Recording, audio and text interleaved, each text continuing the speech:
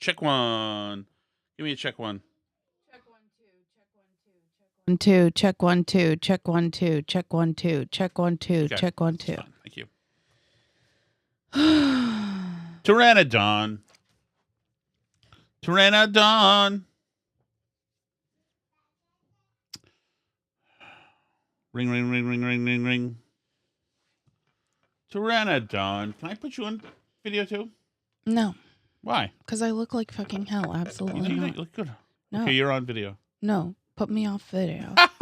I'm leaving the room. You think I'd fucking do that? You'd trust my safety?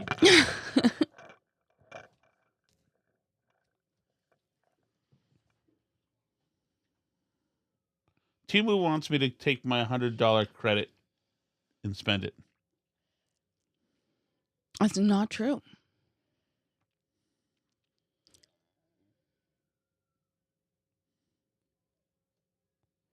Who's screaming?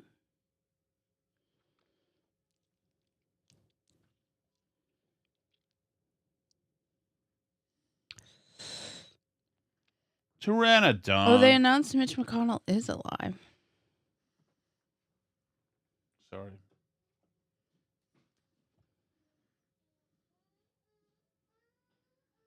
Retweet, will you? I don't want to retweet a picture of me as a witch. I'm not a witch. Right, just I'm out of pictures. It's just what's on there.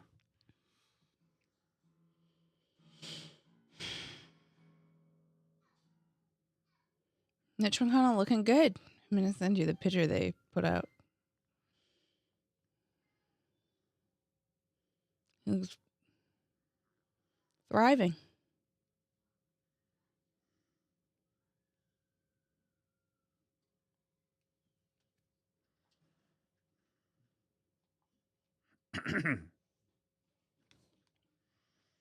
Sorry, I don't really get internet in here on my phone.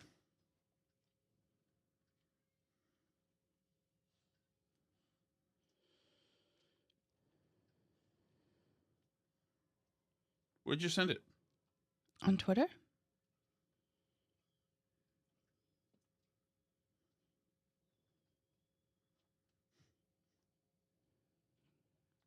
Jesus. Okay, ready? Was he my dad's roommate? Ready? Are you ready, Allison? I'm ready. Oh.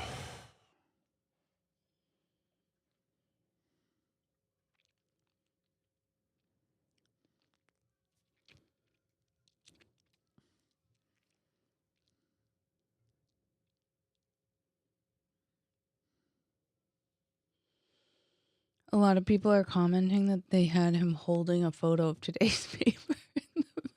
Did they really? Yeah. Jesus Christ. In the picture, that really he's true? holding today's sports section from the paper. Jesus.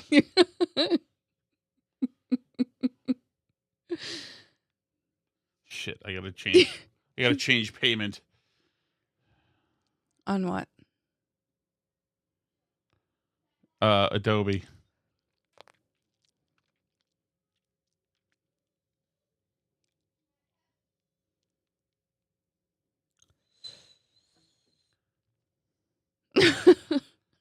Check 1 2. Check 1 2. Check 1 2. Check 1 2.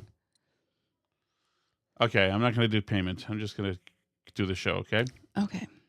Here we go. Ready? Ready. 5. Is the video up and running? Pteranodon. 650. That's us. Oh, there I am. I'm huge.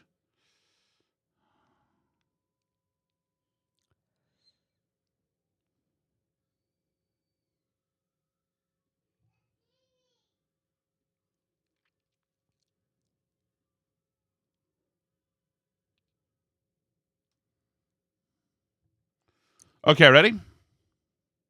Mm-hmm. Check 1. Check 1 2. And here we go. 5, 4, 3, 2, 1.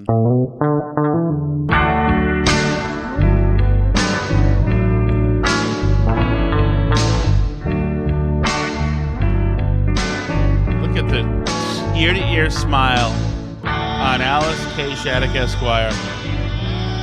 You are somebody who likes to do a podcast. It is in your blood. My little raisin here in the studio with us. Call me the sun maid. The sun maid, Albie Shattuck. Just thriving here today with us. All right, Albie, where do we start? Bad day for the T unit. Lindsey Graham. I know. That's why I agreed to be here with you, because I'm in you're mourning. in mourning. You were not going to be able to make it through the show without breaking down. Thankfully, Pepper's still alive. To comfort you in your grief. Alice, you don't understand. 1990, I think was that 97 when impeachment was happening. I was a man. I had a great apartment in Beacon Hill on Anderson Street. Have you ever been to Anderson Street, Alice? Mm-hmm. Oh, really? What was the occasion? I was on a date with you. Oh. Anderson Street. A lot of times dates, you guys will be shocked to know this, involved him showing me places where he once lived and did things. Yeah. So Anderson Street, a great place. Oh, 31 Anderson, apartment 6, I think. Top floor, back of the place. And great apartment. $800 a month, Alice. We called it 2 bedrooms, but 2 rooms. How was the bathroom? It was small, but it was fine. It was a shower, maybe a tub. Mm-hmm. It was a tub. I didn't take one, but anyway. Yeah, bathroom good. So anyway, and I remember watching impeachment. I'd watch it at my work too because they were showing it at work in the break room. Oh, I thoroughly enjoyed it. The director of operations and I were polar opposites. He was a big Clinton guy, and so I was reveling. And Lindsey Graham was so good during impeachment. He was so freaking good. Lindsey Graham and Asa Hutchinson. Remember him? Mm-hmm. He ran for president. Donald Trump defanged him. Yeah, remember Tucker Carlson took him out? Splash On has the 2 show? most closeted Republicans, Lindsey Graham and Tom Shattuck. Alice? I think you're straight. Thank you. The evidence all points to that. Thank you. That's the reason. All right. So let me see. I think I grabbed a cut or 2 from the great Lindsey Graham. Oh, my goodness. Who Alice later fell in love with during Kavanaugh. Where that was probably he was great in Kavanaugh. I mean, I think he seems like a guy who loved the thrill of battle with this stuff. McConnell's people didn't really put the newspaper in the picture. Yes, it's a picture of today's sports section. So when you woke me up this morning and you first said, bad news, Lindsey Graham died, I was like, I thought you meant Mitch McConnell for a second. Oh, no, it really is today's newspaper. Yes, because the rumors were that Mitch McConnell's been dead for a week. So what Tom's looking at that I just sent him is there's been all these rumors that Mitch McConnell's dead. So today, apparently, just a little while ago, his team finally put out a picture. He apparently had a fall, was unconscious, and he's currently recovering in a rehab facility. But they put out a picture of him today, proof of life, with today's newspaper in his hand to quell the rumors that he's dead. So that is not great. Not great. Alice, you're gonna have to fill, I think, for a little bit. Why? Oh, wait. Photoshop. Oh, it's Photoshop. Okay. Hello, check 1. Okay, that's fine. Okay. Adobe's coming after me for payment. They've chased me. They came knocking on Adobe Audition. I managed to close out of it. Now they've come knocking on Photoshop. They're coming everywhere I'm going. They want $70. It's a bad time of month. Okay. So Mitch McConnell is technically still alive. Can we call it a night with him, for frig's sake? Oh. Are we sure he's alive from that picture? No. I don't know. But Lindsey Graham is now suddenly dead, and I don't love that at all. No, it's awful. Lindsey Graham is a great guy, a great congressman. You're right, he is. And people, because Tucker Carlson changed the channel on what it is as a Republican, and now we hate everything George Bush. Neocons. Yeah, and neocons. You're only allowed to hate Lindsey Graham. I didn't like his amnesty stuff that he was doing, but Rubio was part of that too. But he did so much other stuff, and I am sorry.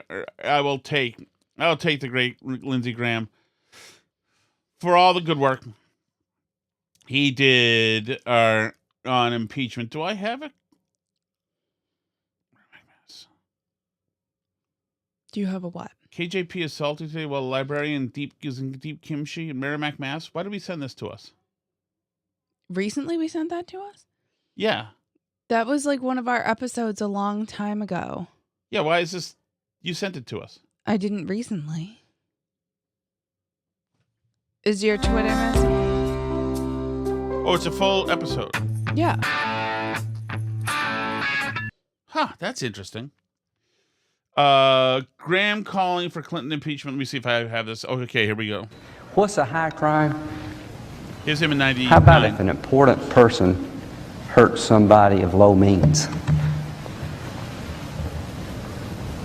I'm sorry, he was kind of good looking when he was younger. Mm-hmm. I'm sorry, he was. And I'm a heterosexual. I'm allowed to say that. It's not very scholarly, but I think it's the truth. I think that's what they meant by high crimes. Doesn't even have to be a crime. It's just when you start using your office and you're acting in a way that hurts people, you've committed a high crime. When you decide that a course of conduct meets the high crime standard under our Constitution for the president, what are we doing to the presidency? January 16th, I can't believe this is 1999. This is like not even 2 years till 9/11. It seems like just so ancient for back then. I think we're putting a burden on the presidency, and you should consider it that way. That if you determine that the conduct and the crimes in this case are high crimes, you need to do so knowing that you're placing a burden on every future occupant of that office and the office itself, so do so cautiously. Because one branch of the government should never put a burden on another branch of the government that's not fair and they can't bear. Ladies and gentlemen of the Senate, if you decided from the conduct of this president that henceforth any office holder who occupies the office of president will have this burden to bear, let me tell you what it is. Don't lie under oath to a federal grand jury when many in the country are begging you not to. Can the occupant bear that burden? I voted against Article 2 in the House, which was the deposition, perjury allegations against the president standing alone.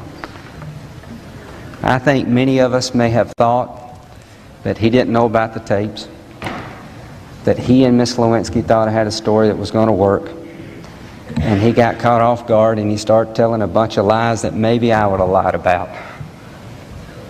Maybe you would have lied about, because it is personal to have to talk about intimate things, and our human nature is to protect ourselves, our family. That's just human nature. But ladies and gentlemen, what he stands charged of in this Senate happened 8 months later, after some members of this body said, Mr. President, square yourself with the law. Mr. President, if you go into that federal grand jury and you lie again, you're risking your presidency. So there you go. There's Lindsey Graham during impeachment. And then, of course, there's the crowning moment for Alice Kanye Shattuck. To discuss the fallout from this What week's happened? Who's shakeup that? in Maine's Senate race and the resumption. Okay. And now here's Lindsey Graham, and this is during Kavanaugh, where she's absolutely salty. Let me make sure I've got the right one here. Yeah, I do have the right one. Let me see. This is after they threw the kitchen sink at Kavanaugh. Are you aware that at 9:23 on the night of July the 9th, the day you were nominated to the Supreme Court by President Trump, Senator Schumer said, 23 minutes after your nomination, I will oppose Judge Kavanaugh's nomination with everything I have. I have a bipartisan, and I hope a bipartisan majority will do the same. The stakes are simply too high for anything less. Well, if you weren't aware of it, you are now. Did you meet with Senator Dianne Feinstein on August 20th? I did meet with Senator Feinstein. Did you know that her staff had already recommended a lawyer to Dr. Ford? I did not know that. Did you know that her and her staff had this allegations for over 20 days? I did not know that at the time. If you wanted an FBI investigation, you could have come to us. What you want to do is destroy this guy's life, hold this seat open, and hope you win in 2020. You've said that, not me. You've got nothing to apologize for. When you see Sotomayor and Kagan, tell them that Lindsay said hello, because I voted for them. I would never do to them what you've done to this guy. This is the most unethical sham since I've been in politics. And if you really wanted to know the truth, you sure as hell wouldn't have done what you've done to this guy. I want to reiterate for a second here because we had a little visitor here, but you notice he points to Dick Durbin, points him out, and it just freaking explodes. And I want to go back to this because he goes from discussing amicably the situation to freaking shouting, and it's beautiful. For over 20 days. I did not know that at the time. If you wanted an FBI investigation, you could have come to us. Durbin. What you want to do is destroy this guy's life, hold this seat open, and hope you win in 2020. You've said that, not me. You've got nothing to apologize for. When you see Sotomayor and Kagan, tell them that Lindsay said hello, because I voted for them. I would never do to them what you've done to this guy. This is the most unethical sham since I've been in politics. And if you really wanted to know the truth, you sure as hell wouldn't have done what you've done to this guy. Are you a gang rapist? No. I cannot imagine what you and your family have gone through. Boy, y'all want power. God, I hope you never get it. I hope the American people can see through this sham. That you knew about it and you held it. You had no intention of protecting Dr. Ford. None. She's as much of a victim as you are. God, I hate to say it because these have been my friends. But let me tell you, when it comes to this, you're looking for a fair process. You came to the wrong town at the wrong time, my friend. Do you consider this a job interview? The advice and consent role is like a job interview. Consider that you've been through a job interview. I've been through a process of advice and consent under the Constitution. Would you say you've been through hell? I've been through hell and then some. This is not a job interview. Yeah. This is hell. This is going to destroy the ability of good people to come forward because of this crap. Your high school yearbook. You have interacted with professional women all your life, not one accusation. You're supposed to be Bill Cosby when you're a junior and senior in high school. And all of a sudden you got over it. It's been my understanding that if you drug women and rape them for 2 years in high school, you probably don't stop. Here's my understanding. If you lived a good life, people would recognize it. Like the American Bar Association has the gold standard. His integrity is absolutely unquestioned. He is the very circumspect in his personal conduct, harbors no biases or prejudices. He's entirely ethical, is a really decent person. He is warm, friendly, unassuming. He's the nicest person. The ABA. The one thing I can tell you, you should be proud of. Ashley, you should be proud of this. That you raised a daughter who had the good character to pray for Dr. Ford. To my Republican colleagues, if you vote no, you're legitimizing the most despicable thing I have seen in my time in politics. You want this seat? I hope you never get it. I hope you're on the Supreme Court. That's exactly where you should be.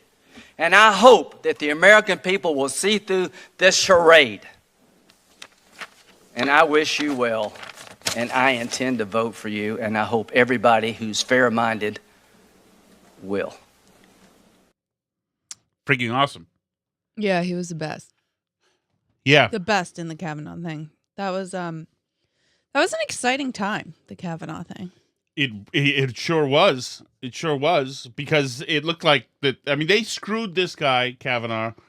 They effed with him. They tortured him in front of his wife, in front of his daughter. It was like so freaking terrible, based on freaking nothing. Well, and it These was scumbags. great. It was great because anybody except Trump would have backed down and withdrawn the nomination. Mm-hmm.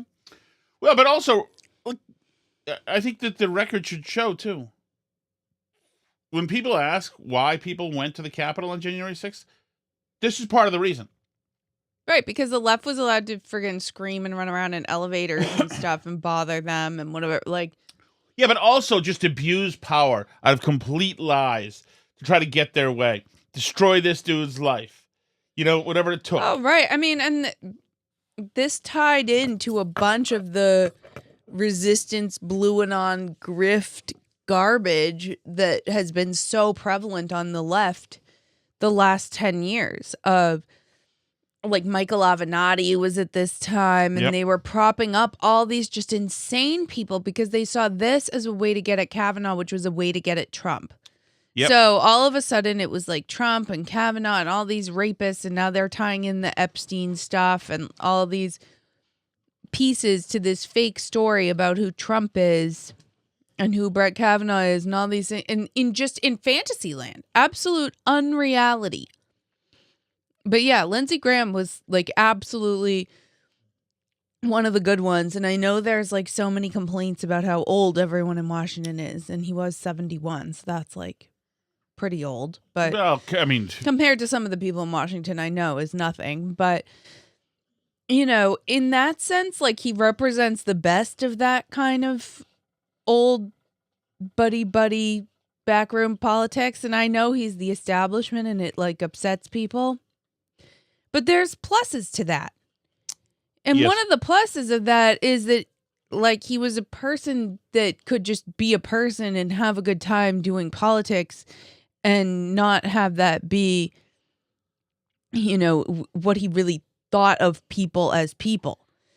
And I think that's why he was so adamant during the Kavanaugh stuff, was because that was like right around the time the left decided to go all in with, if you disagree with me politically, we will do everything to absolutely destroy you because you're worse than Hitler if you like don't agree with my political team. And that's like exactly the opposite of the Lindsey Graham politics. Which I get it. Like some people find that type of politics of like the Washington bros hanging around to be unprincipled and distasteful. And he wasn't like a die-hard principled conservative in that way like people wanted him to be necessarily. true. But he absolutely was like the best of that world of like of make it work pragmatic politics. Well, yeah, and you've got to, when you say make it work pragmatic politics, you've got to go to Washington, D.C. Knowing that you're a whore, because you have to be a whore to get stuff done. And as long as you could laugh at it. Right. There was a great... And he didn't make himself super wealthy off of politics. He's not one of those. Oh, I have no idea. That's what I saw. I mean, I don't know. I haven't looked into his finances myself, but based on what people were saying online, I think his net worth is like $1.4 million or something. He did okay, but he wasn't like, one of these people who's become crazy rich from it or something. There was this great senator. This is in the 90s, actually, in the early 90s. I grabbed his quote from a newspaper because I thought it was so good. This is like when newspapers would have the quotes of the week. And I forgot who it was now. It might have been the guy who later taught at Harvard, making it easier. Not George Mitchell, but the guy who you guys will remember who called Beavis and Butthead like buffcoat and whatever. Some old time senator. I think he was a Republican who later went on to Harvard. Anyway, the quote was something like this. It was something like, there is reporting and rumors going around that are targeting me saying I didn't read this bill. And he said it was some big budget bill. So reports going around saying I didn't read this bill. And he said, which of course I didn't, but it's still insulting. And I thought, like, there's a guy. It might have been Bill Simmons. Is this Simmons? No, Alan Simpson. Maybe it was Alan Simpson. But I thought, like, that. What a great quote. Because it's like, you're suggesting I didn't read the bill? Of course I didn't read the bill. But still, it's like a guy kind of gets it, laughing at himself. You know, because these guys are operators. They're there, especially senator. They're wheeling and dealing and doing stuff. And I think there was a change somewhere, and it's not just a change where that kind of person was swapped out. And I think it was swapped out by like people like Lauren Boebert, who like trying to bring her gun into the chamber. Marjorie Taylor Greene, who like okay, fine. Swalwell likes Chinese hookers. But once we start calling everybody out for all the stuff, then we really can't do this anymore. And it's the same way where, who's that idiot who was one of the squad members who pulled the fire alarm a couple years ago? Bowman? Yeah, Jamal Bowman, I think. Yeah. It's like, okay, now we can all try to be media types and run to all of the office buildings, rotundas where all the cameras are set up and hit that every day. But if we're going to be in politics, we have to have a civilization here where we all play the game with each other. And like having some small brain pull the fire alarm, that's not playing the game anymore. Right. And I think that's what we've done, was when we've decided to usher in the activist class, and this is mostly Democrats, but like I said, Boebert was there, MTG. Then you've brought in the small brains who are id, ego. They're almost always ingrates. Generally on the left, they hate the country. And here's a good example of one right here. This is Rashida Tlaib. Look at this rooms, motherfuckers. We ain't going anywhere. Political structures that I have to work in, that we all are surrounded by, was built on slavery and genocide and rape and oppression. Real change doesn't come from the This is the People's Conference for Palestine. Cowards and warmongers in Congress. It comes from the streets. It comes from all of us mobilizing and seizing the power to resist and fight back. Gaza is the compass in this country.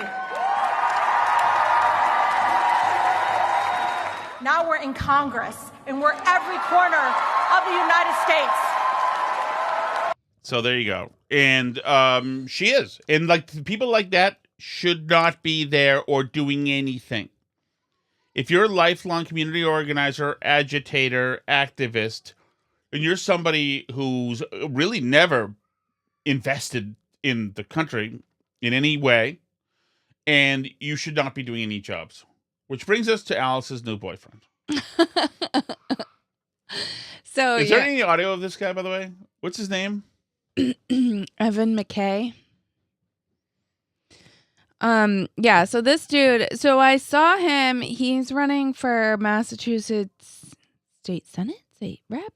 How do you spell McKay? Mackay, I think. So I happened across this guy on Twitter. Oh, there he is. And Evan McKay. He's at Evan for Cambridge if you want to Yeah, evanforcambridge.com. He is running for the massive richer while workers are left behind in paid poverty wages. That's why we're here on the This guy gave us the advice for July 4th. Could be. Is this the same guy? The bosses get richer and richer while workers are left behind in paid poverty wages. Fucking bosses? What are we, 17? Like working at Baskin Robbins? Basically. His career hasn't even advanced to Baskin Robbins worker. The bosses get richer and richer while workers are left behind in paid poverty wages. That's why we're here on the picket line with M&A demanding a fair first contract. This is about a fight for justice on and off the job. And we know that we can't get justice one person at a time, one worker at a time, and one person up against a mega behemoth of an institution of an employer. That's why workers came together to create a union. But it's not just enough to have a union. We need to fight together for a fair contract.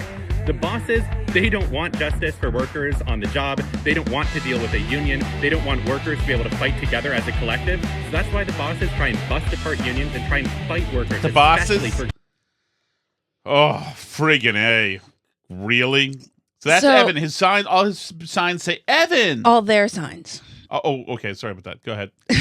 So I noticed Evan because Evan's campaign things all have Evan wearing a UAW jacket because Evan's a tough union person. So he's worked on the assembly line. I assume. He's in the UAW. Oh, United Auto Workers. Yeah. That's a hard Scrabble work. Absolutely.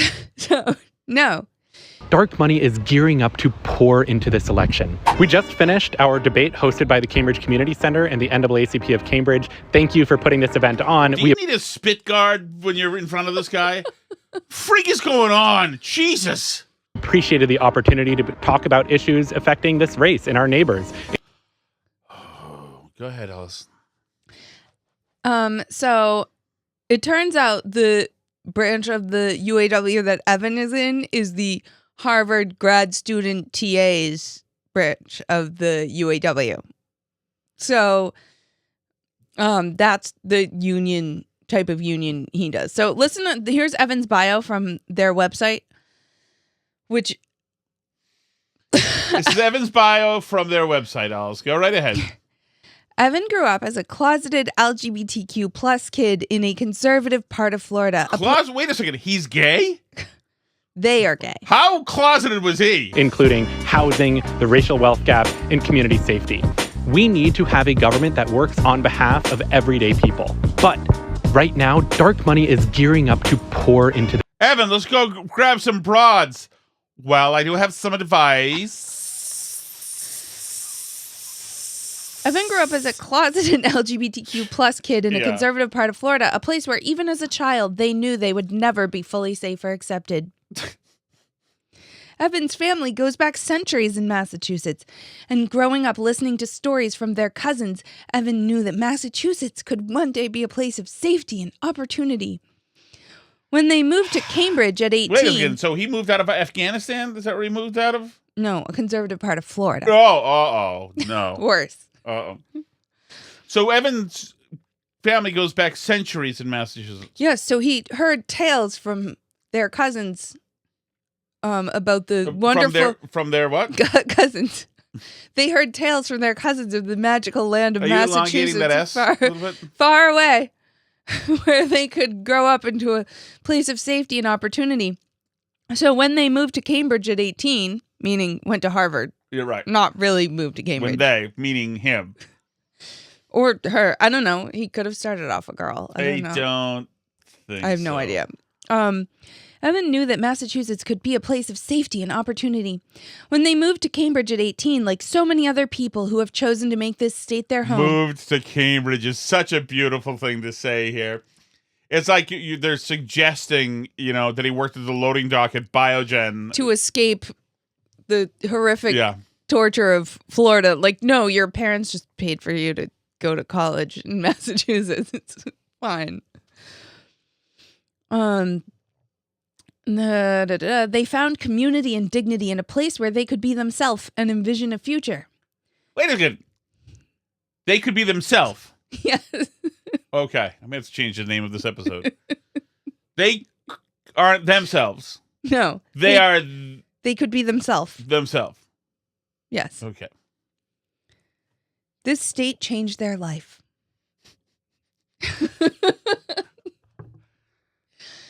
Growing up, Evan saw their parents dedicate their lives to helping other people.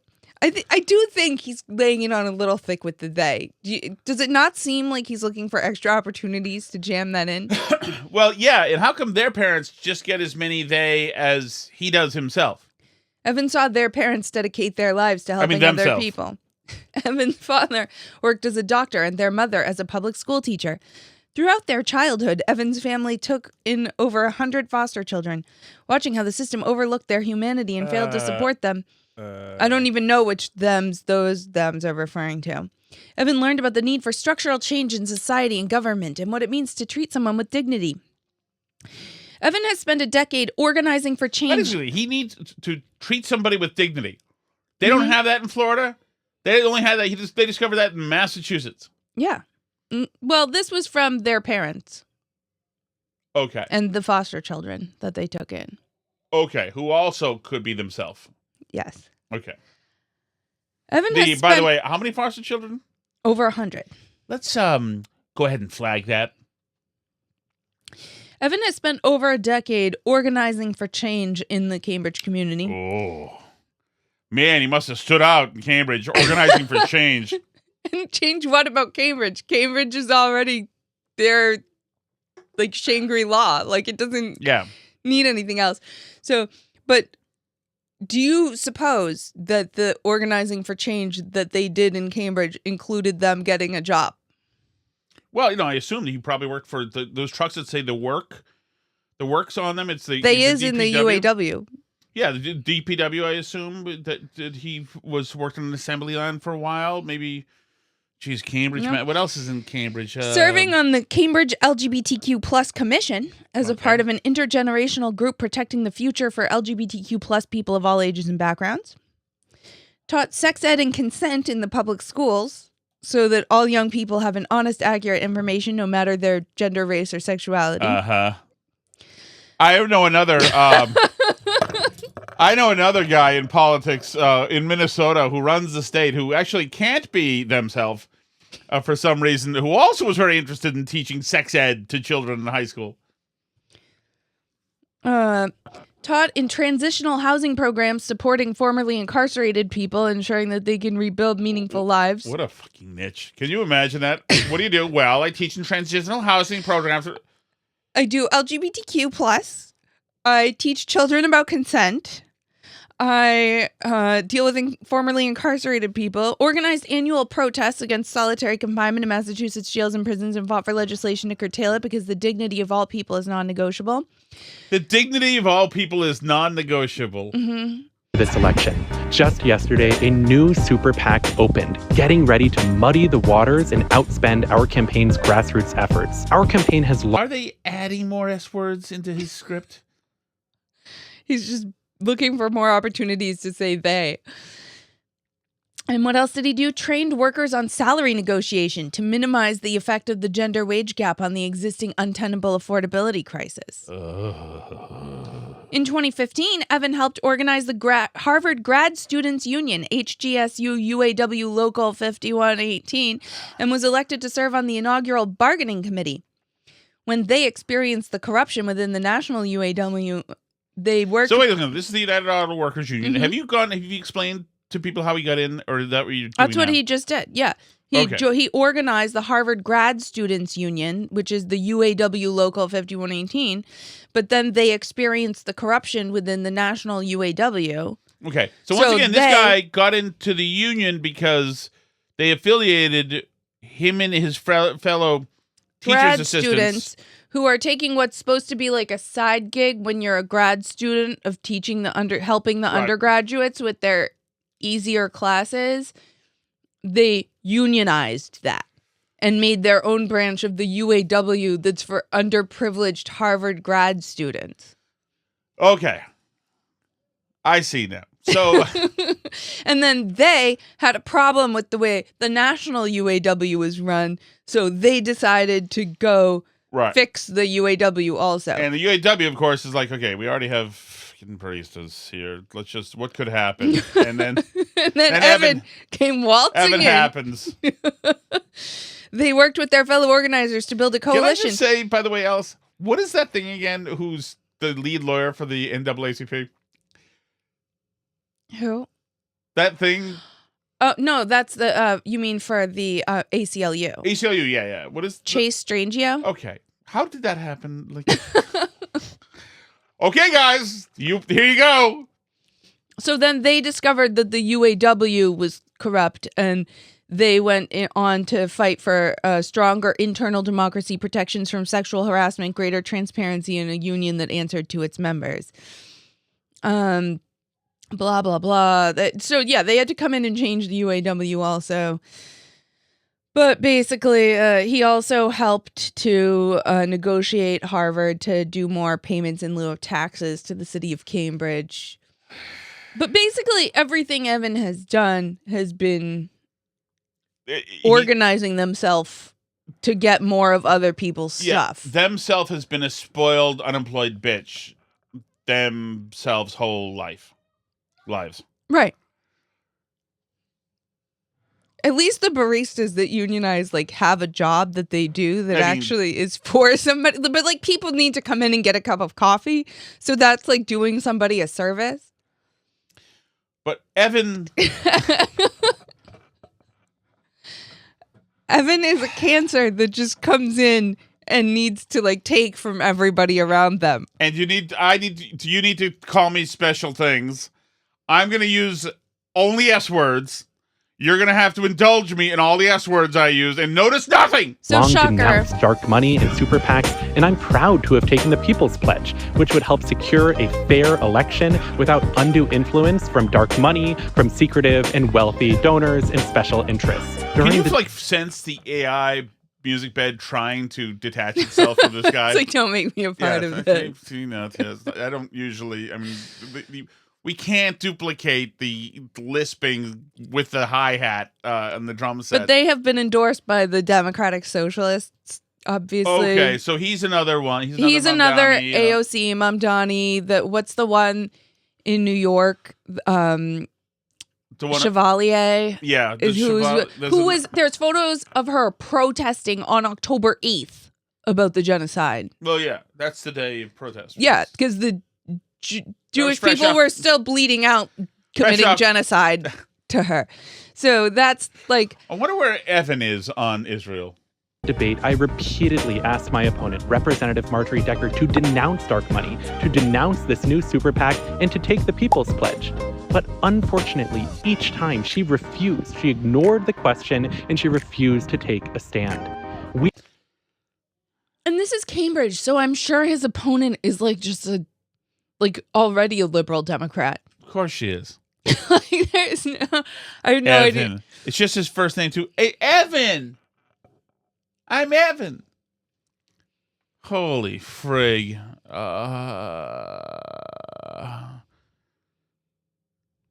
Scenes from our campaign watch party weeks ago. This was a people-powered campaign. Oh, Evan's got a little friend, I see. Okay. We should... Okay, let's go to the chat.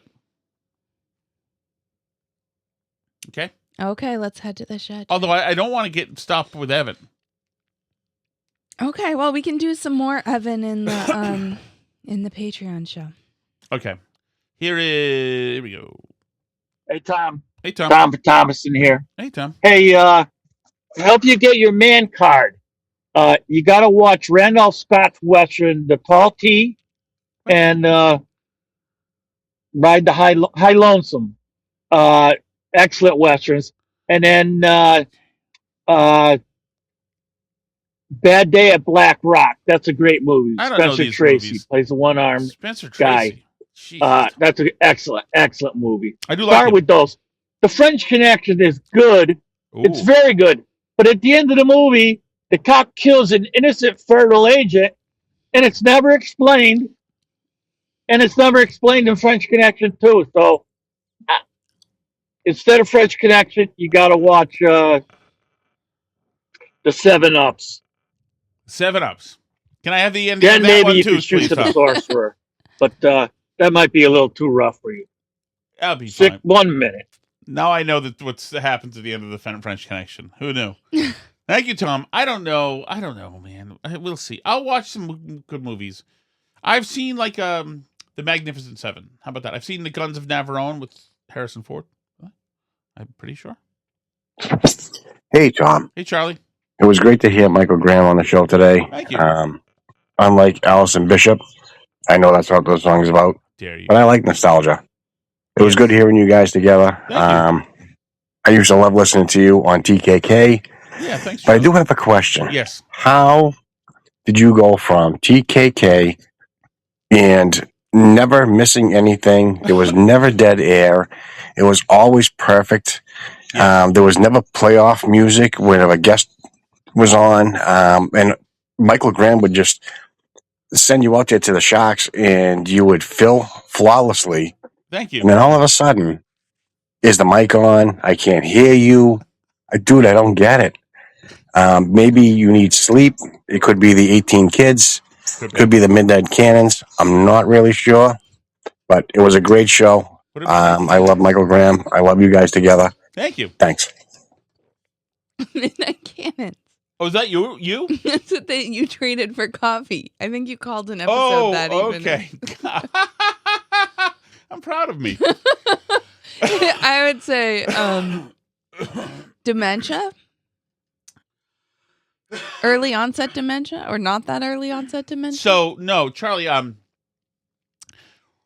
factually, if you want to know the truth, my first full year with him, I had many technical problems and I was talked to by the boss because I was trying to innovate and play stuff and be clever and our technology was crappy anyway, and so stuff would jam or not play on the air.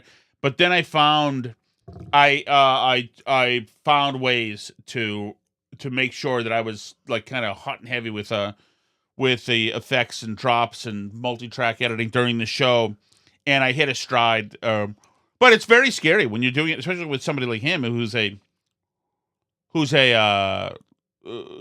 perfectionist and is big into the performance aspect of it because he can be an a-hole. So he's like effing screaming at me in the talkback where you can't hear it, but his mic's off. So like he's like play like so he was like that. But I mean, but it was good. But it took a year for us. So there was no. I remember he was out at the Ronald Reagan Library, and this is before you, Alice, but you probably listened to the show. And I said, Graham, because I knew some history. I said, Graham, I'm going to throw to it in the last 30 seconds of, bail out 30 seconds early and throw to Reagan giving the speech about the lost astronauts from the Challenger. And he said, anyway, this is Michael Graham from the Ronald Reagan Library, and I want to go out with Michael. This is President Ronald Reagan. Maybe his finest speech ever, written by Peggy Noonan of the Challenger astronauts. And I hit the button and it doesn't play. I hit the button, doesn't play, and I hit the button, doesn't play, and I hit the button, doesn't play, and he's listening. He's in queue. I've got his mic down, thankfully. And he's like, what's going on? What's going on? And I hit the button and it's not playing. I had basically 26 cuts open, kind of like they do here, in like QuickTime, but it wasn't QuickTime.